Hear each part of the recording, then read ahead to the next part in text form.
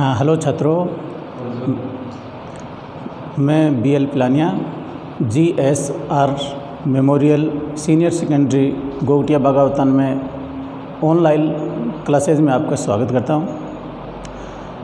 आप सबको पता है कि कोविड-19 की वजह से 31 जुलाई तक स्कूल और जो कॉलेज हैं वो नहीं खुलेंगे। इसके लिए जो आपका विद्यालय GSRM है उसने ऑनलाइन क्लासेज की व्यवस्था की है, जो आपके लिए बहुत ही अच्छी बात है, ताकि आप घर बैठे अध्ययन कर सकें। तो आज मैं आपके सामने जो कक्षा 10 की बुक है सोशल साइंस, उसका अपना प्रथम चैप्टर है स्वर्णिम भारत, उसके जो बारे में है मैं आपको बता रहा हूँ, तो आप ध्यान से सुनना, ठीक है। तो अपना प्रथम जो लेसन है वो आएगा 5 अंक का, 5 अंक का आएगा। इसमें से 2 प्रश्न आएंगे, एक आएगा अति लघुत्तरात्मक और एक प्रश्न आएगा लघुत्तरात्मक। अति लघुत्तरात्मक जो प्रश्न होगा वो 1 अंक का होगा, लघुत्तरात्मक प्रश्न है वो 4 अंक का होगा। तो कुल मिलाकर यानी 5 अंक का अपना ये पाठ है आएगा। अपना पाठ है स्वर्णिम भारत, स्वर्णिम भारत। प्रारंभ से लेकर 1206 ईस्वी तक यह है अपना प्रथम पाठ। तो इसमें देखो छात्रों, आपको ध्यान से समझना है। थोड़ा सा टफ है क्योंकि इसमें महाजनपद हैं, उनकी हमें नाम याद करना है, जो राजधानी है वो याद करनी है। क्योंकि जो अति लघुत्तरात्मक अपना प्रश्न बनता है 1 अंक का, वो इन्हीं में से निकलता है, महाजनपदों में से। तो सबसे पहले तो बात करते हैं अपने स्वर्णिम भारत की। स्वर्णिम भारत है, ये आपने पहले भी नाम सुना होगा कि प्राचीन काल में भारत को सोने की चिड़िया कहते थे। तो इसकी शुरुआत यहीं से होती है। प्रारंभ में सिंधु घाटी सभ्यता थी, सिंधु घाटी सभ्यता। उसके बाद में वैदिक सभ्यता आई, फिर रामायण एवं महाभारत। इन सब का जो काल है वो भारत का स्वर्ण काल कहलाता है। यानी सिंधु घाटी सभ्यता जो आरंभिक सभ्यता मानी जाती है भारत की, फिर वैदिक सभ्यता आई, फिर रामायण और महाभारत। तो इन सब का जो काल था, सभ्यता और संस्कृति थी, वो भारत के लिए बहुत ही अच्छी समृद्धशाली थी। इसीलिए इस काल को स्वर्णिम भारत का काल माना जाता है। अब इसमें बात करते हैं हमें जो प्रारंभिक शुरुआत थी। शुरुआत में लोग थे वो कबीलों में रहते थे, यानी अलग अलग कबीले बनाकर रहते थे। जो कबीले बिखरे हुए थे, छोटे छोटे कबीले थे, और लोग अलग अलग यानी जगह जगह घुमक्कड़ जीवन व्यतीत करते थे। क्योंकि उस टाइम में ज़्यादातर लोग पशु पालते थे और पशु चराने के लिए वो घुमक्कड़ जीवन व्यतीत करते थे। बाद में क्या हुआ कि लोगों ने कबीलों से जन बनाना शुरू किया। कबीलों से जन बनाना शुरू किया कि 2, 3 या 4, 5 जो भी कबीले हैं मिलके एक जन का जो है वो स्थान ग्रहण किया और अलग अलग जन बन गए। इसके बाद में आते हैं हम उत्तर वैदिक काल।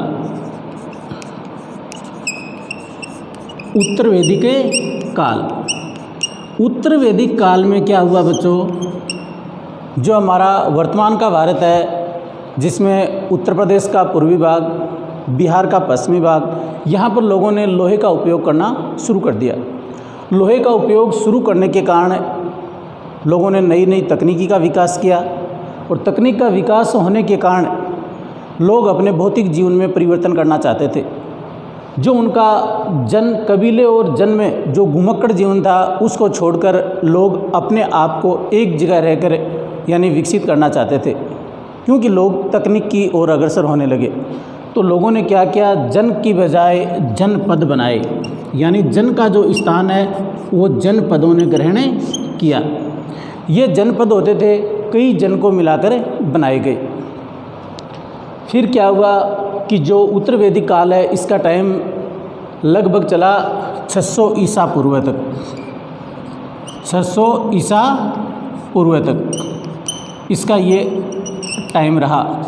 इसके बाद में जो समय आया वो आया अपना जनपदों से बने महाजनपद, महाजनपद।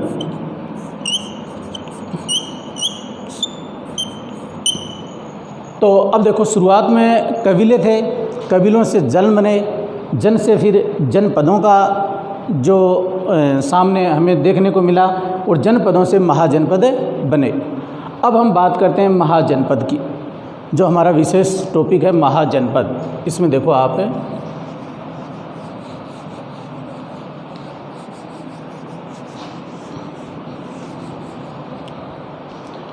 महाजनपद।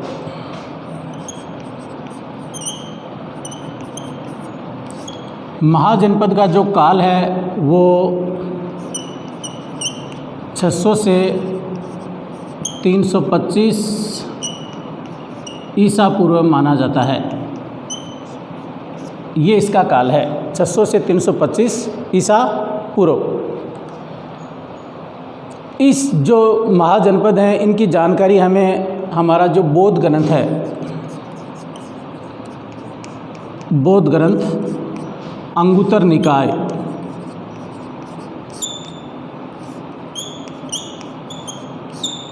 ये अंगुत्तर निकाय हमें बताता है कि प्राचीन काल में जो महाजनपद थे उनकी संख्या थी 16। कितनी थी? 16। ये हमें बात चलती है बौद्ध ग्रंथ के अंगुत्तर निकाय से। जो 16 महाजनपद थे, मान लीजिए आज के जैसे राज्य हैं भारत में, उस टाइम में प्राचीन भारत में कितने राज्य थे? 16 राज्य। और इन्हीं 16 राज्यों का नाम है वो महाजनपद रखा गया था। अब ये 16 महाजनपद कौन कौन से हैं इनको मैं इंडिया के मैप में दर्शाता हूँ ताकि अच्छी तरह से याद हो जाएं। वो देखो आप अब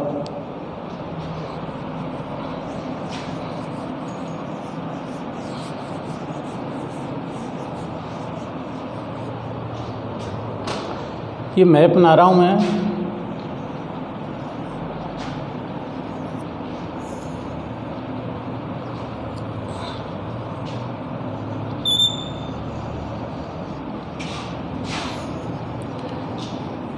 आपको जैसा भी आपसे बने वैसे मैप बनाना है एक कच्चा, ताकि आप अच्छी तरह से समझ सको। तो आपने पढ़ा है कि महाजनपदों की संख्या, महाजनपदों की संख्या कितनी बताई गई है? 16। 16 में से मैं आपको बता देता हूँ, वर्तमान का जो हमारा भारत है इससे 2 तो भारत से बाहर हैं, 2 तो भारत से बाहर हैं और 3 हैं बिहार से, 8 हैं उत्तर प्रदेश से, एक राजस्थान से, एक मध्य प्रदेश से और एक जनपद है वो दक्षिणी भारत का है। इस प्रकार ये 16 महाजनपद थे और ज़्यादातर हमारे उत्तरी भारत के अंदर ही थे, जो मैं इस नक्शे में दर्शा रहा हूँ। सबसे पहले बात करते हैं जो बाहर के 2 हैं हमारे। सबसे पहले आता है जैसे कै, वर्णमाला पढ़ते हैं तो भी कै आता है, कै से बनता है कंबोज। ये हो गया 1 नंबर कंबोज। कंबोज के बाद में आपने नाम सुना होगा गांधारी का, जो भीष्म पितामह है, पता है आपको, बाहर से यानी रिश्ता करके आए थे गांधारी का, उसी के नाम पर पड़ा था गांधार। तो ये याद रखना, गांधार। 1 number Kamboj, 2 number Gandhar. अब पहले राजस्थान के महाजनपद हैं मुख्य रूप से, जो 3 हैं राजस्थान से संबंध रखने वाले, उनके नाम लिख रहा हूँ। सबसे पहले है देखो मत्स्य। मत्स्य है वो तो राजस्थान का एक ही है, जो संपूर्ण राजस्थान का अकेला है। बाकी जो जनपद हैं वो अन्य जो राज्य थे उनसे और राजस्थान का जो कुछ क्षेत्र था इसमें शामिल था। इधर था कुरु और फिर था इधर सूरसेन। तो ये 3 हो गए यहाँ पर, कुरु, मत्स्य, सूरसेन। फिर मैंने आपको बताया कि एक दक्षिणी भारत का महाजनपद था, वो था अस्मक। अस्मक यानी अस्मक का जो क्षेत्र था वो गोदावरी नदी के आसपास का क्षेत्र था। और दक्षिणी भारत का एक ही मात्र ये महाजनपद था, बाकी सारे के सारे उत्तर भारत में थे। अस्मक से जुड़ता हुआ हम दूसरा लेते हैं, यहीं पर ए से अवंती। अवंती तो ये हो गए अपने पास 1 2 3 4 5 6 7 महाजनपद। अब बाकी बच गए अपने पास 9। इसको आप एक ट्रिक से याद करो ताकि याद हो जाएं। जैसे यहाँ पे लेते हैं हमें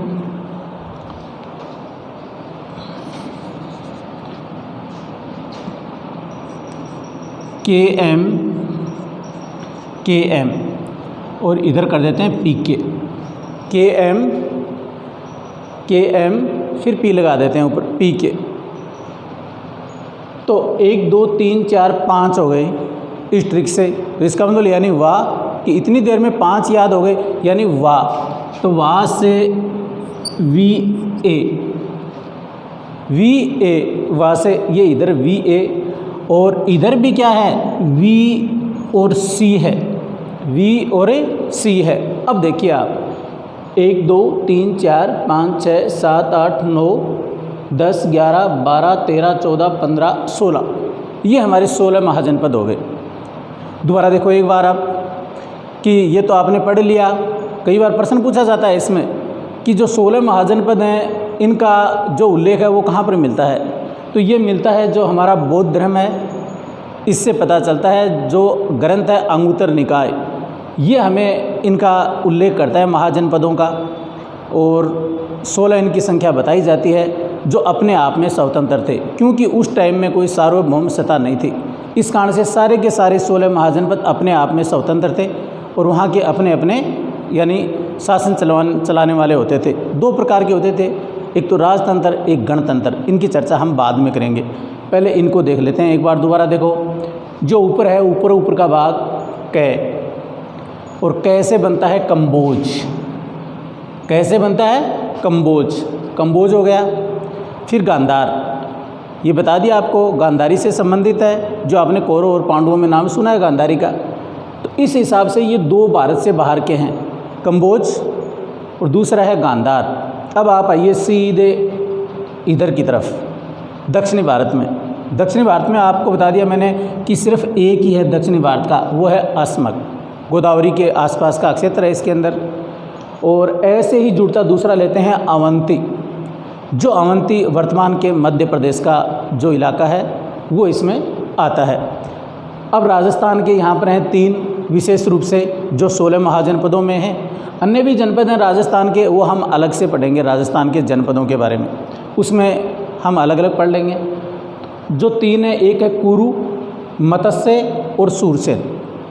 ठीक है, अब याद रखिए आप के एम ऊपर पी लगा दीजिए, पी के हो जाएगा, और फिर वी ए और इधर वी सी। अब इनके नाम बता रहा हूँ मैं। पी से हो गया पांचाल, पी से हो गया पांचाल। के से हो गया कौशल, के से कौशल। एम से हो गया मल्ल, फिर के से हो गया काशी, और फिर एम से हो गया मगध।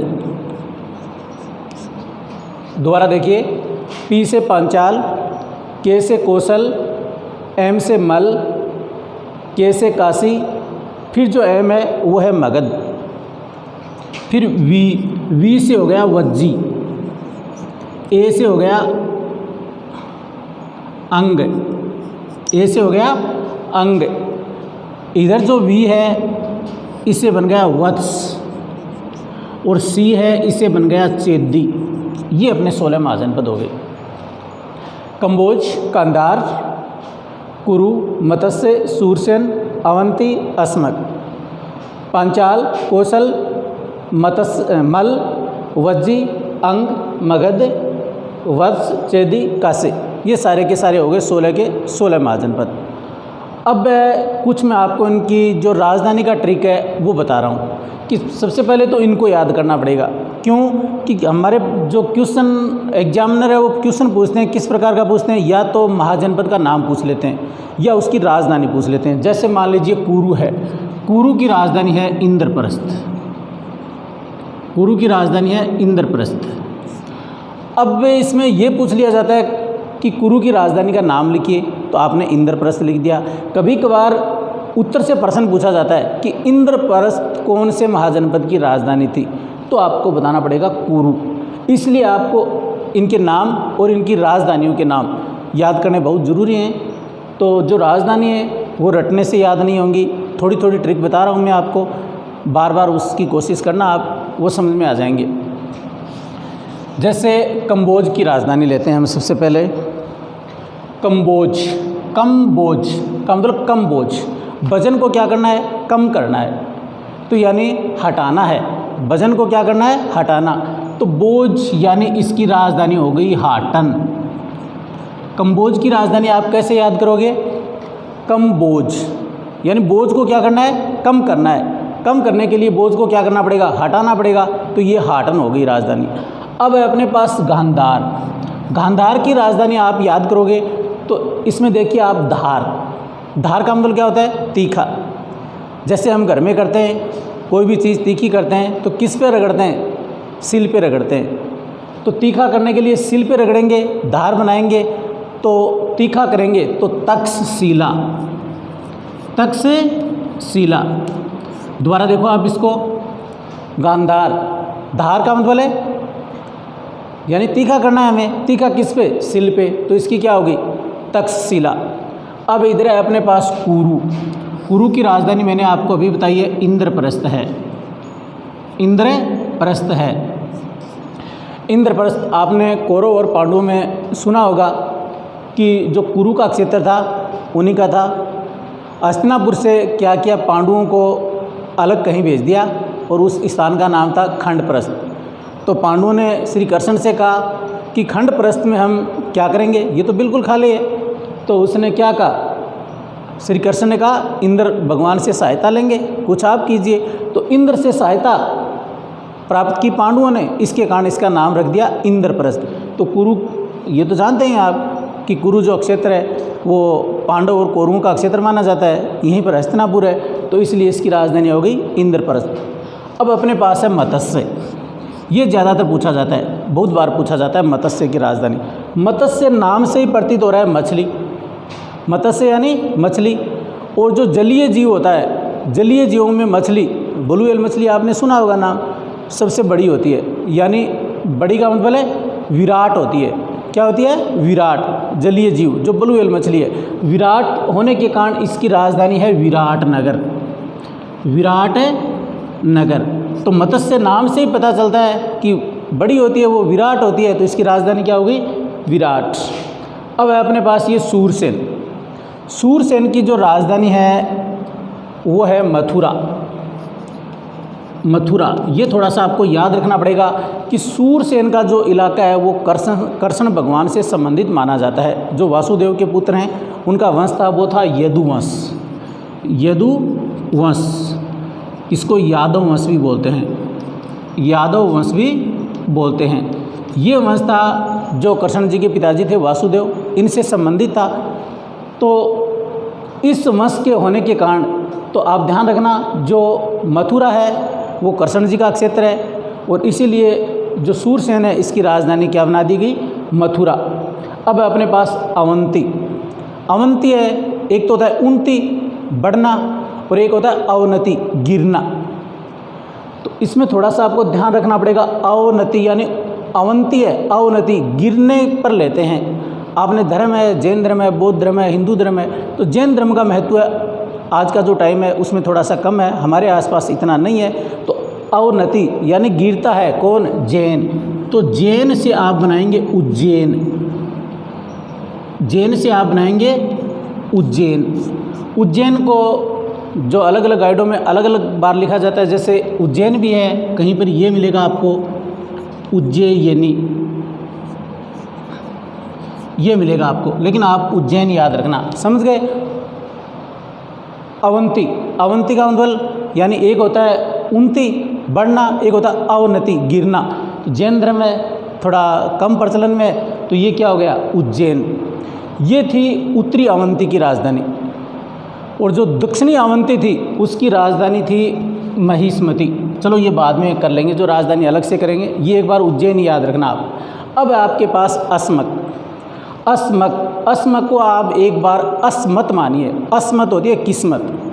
अस्मत क्या होती है? किस्मत। और किस्मत होती है तो यानी उसके अंदर कोई भी जो दिक्कत आती है तो हम अपनी भाषा में कहते हैं ना कि देखो अण तो आपको पोत दे दियो। अस्मक क्या मानेंगे? अस्मत। और जब किस्मत यानी जब गिरती है या कोई ऐसी वैसी बात करते हैं, लोग क्या कहते हैं कि इसने अपना पोत दे दिया, तो अस्मत मानेंगे तो इसकी राजधानी होगी पोतन। क्या होगी? पोतन। और कई जगह पाटेली भी लिखा हुआ मिलता है, जो डबल नाम है, वो बाद में बता दूंगा मैं आपको। अब आइए आप इधर पांचाल।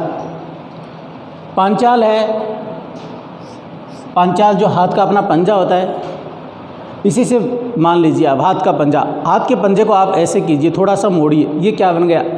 जैसे सांप का वो होता है ना फन, जिसको छत्र बोलते हैं। पांचाल, पांचाल से पंजा बनाइए आप, पंजे को थोड़ा सा मोड़िए, छत्र बन गया। तो इसकी राजधानी है अहिछत्तर। पांचाल की राजधानी है अहिछत्तर। अहिछत्तर, ये है उत्तरी पांचाल की राजधानी। उत्तरी पांचाल की राजधानी। दक्षिणी जो पांचाल है, दक्षिणी पांचाल, उसकी राजधानी आप इसमें देखिए, ऊपर बढ़ा था आपने सांप का छत्र, और सांप का जो छत्र देखते हैं, छत्र देखते ही हम क्या करते हैं? कांपते हैं। तो कांपिल्ले इसकी राजधानी है। क्या है? कांपिल्ले। दक्षिण की होगी कांपिल्ले, ये राजधानी हो गई इसकी। उत्तरी राजधानी जो अहिछत्र हो गई और दक्षिणी हो गई कांपिल्ले। अब है कौशल। कौशल, जैसे कौशल्या नाम आपने सुना है, कौशल का संबंध अयोध्या से। किससे है? अयोध्या से। जो राम की जन्मभूमि माना जाता है अयोध्या, उसे से संबंधित है। लेकिन जो बौद्ध धर्म आया उस टाइम में इसकी राजधानी को दो भागों में बांट दिया। जैसे इस अलग से बता रहा हूँ मैं आपको, यहाँ पर बता रहा हूँ, जैसे एक बार ध्यान से देखना, यहाँ बता देता हूँ। जैसे मान लीजिए ये अयोध्या थी, इसमें से बीच में से नदी बहती थी सरयू, और अयोध्या भी इसी के किनारे है, सरयू नदी। तो सरयू नदी के एक भाग तो हो गया उत्तर में और एक भाग हो गया दक्षिण में। तो बौद्ध धर्म के मुताबिक इसकी उत्तर की राजधानी और दक्षिण की राजधानी, इसको दो भागों में बांट दिया। ऊपर की राजधानी है इसकी, ये है साकेत, ये है साकेत। और दक्षिण की जो राजधानी है ये है श्रावस्ती। श्रावस्ती, कहीं पर ये श्रीवस्ती भी मिलेगी आपको, लेकिन श्रावस्ती है आपकी बुक में।